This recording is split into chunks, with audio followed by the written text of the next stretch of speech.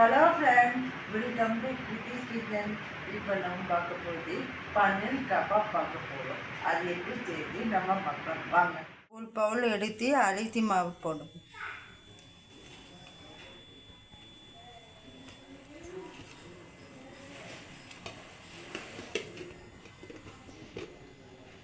அடுத்தது chilli powder add பண்ணணும்.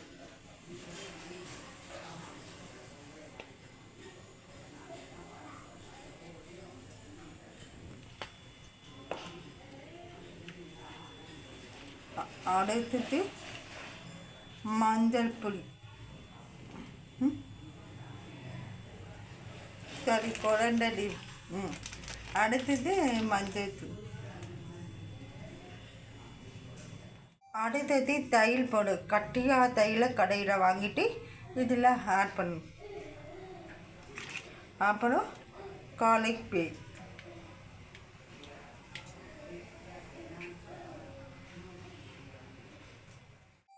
ஃபைனலியாக salt powder add பண்ணணும்.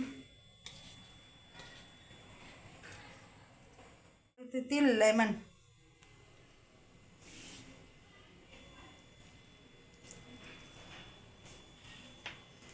பண்ணிக்கோங்க.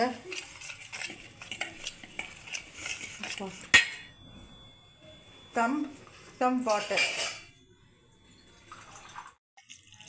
தோசை மாவு மாதிரி நல்லா கட்டியாக நல்லா மிக்ஸ் பண்ணி பனையில் ஊற வைக்கணும். மிக்ஸ் பண்ணணும். 5 மினிட்ஸ் ஊற வைக்கணும். 5 மினிட்ஸ் ஊற வச்சாச்சு.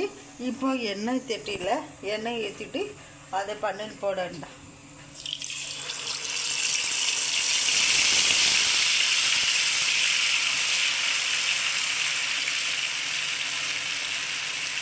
ஒரு மாதிரி நல்லா ஒரு மாதிரி தவுண்டதில்ல. பன்னீர் கபாப் ரெடி. இது செஞ்சு பாருங்கள். பன்னீர் வந்து நிறைய ப்ரோட்டீன் கிடைக்கும். இது லைக் பண்ணுங்கள், சப்ஸ்கிரைப் பண்ணுங்கள், ஷேர் பண்ணிக்க. இது டாட்டனாக யூஸ் பண்ணிக்கலாம்.